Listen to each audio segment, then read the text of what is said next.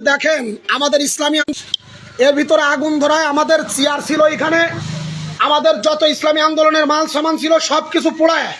দেখেন আমাদের অফিসার কি করেছে, আমাদের অফিসের কোন অবস্থা করেছে। পুলিশ প্রশাসন ভাইদেরকে অনুরোধ করে বলবো এই বিষয়ে আপনারা একটু দেখেন যে আমাদের একটা ইসলামী আন্দোলনের অফিসের অবস্থা কি করেছে। যতগুলো চেয়ার ছিল সমস্ত চেয়ারগুলো সব ভস্ম করে দেশে পোড়ায়। গত রাত থেকে আমাদের সাথে যে পরিমাণে টর্চার করতেছে আমাদেরকে ডেকে, আমরা কেন হাত পাখার এগুলা করতেছি, আমাদের কিছু জামাত ইসলামের ভাইরা তারা আমাদের সাথে এমন কিছু কালকের যে আলাপ আলোচনা করার পরে আমাদের সাথে এমন কিছু রাত ব্যবহার করে এবার আজকের সকাল হতে না হতে আমাদের অফিসটা পুরো ভাঙচুর করে পুড়ায় দেখেন কোন অবস্থা করেছে। আমরা সকলের কাছে অনুরোধ করে বলবো আমাদের পাশে আসেন, প্রিয় সাংবাদিক ভাইদের কাছে অনুরোধ করে বলবো যে আমাদের অফিসটার কোন অবস্থা করেছে আপনারা একটু দেখেন। দেখেন আমাদের অফিসটার কোন অবস্থা করেছে।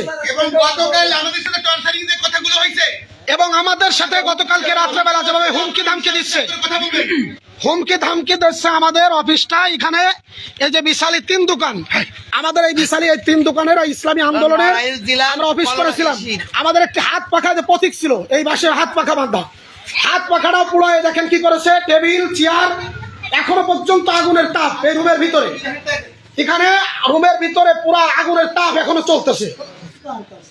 আমরা সকলকে বলবো আপনারা আমাদের কাছে একটু আসেন এবং পুলিশ প্রশাসন ভাইদের দৃষ্টি আকর্ষণ করে বলছি এই বিষয়ে আপনারা একটু অবগত হন, আমাদের পাশে আপনারা দাঁড়ান। ইসলামী আন্দোলন বাংলাদেশ মনোনীত পীর সাহেব চরমনের হাত পাখার আমাদের যে অফিস, সে অফিসে আগুন ধরিয়ে দেখেন কি অবস্থা করেছে। গত রাত্রে যে কথাগুলো হয়েছে সেগুলো বলো, যে আমরা ভোট চাইতে গেলে তারা আমাদের নির্দেশ দেয় আমাদের সম্পর্কে কোনো কথা বলে ভোট নিয়ে যাবে না।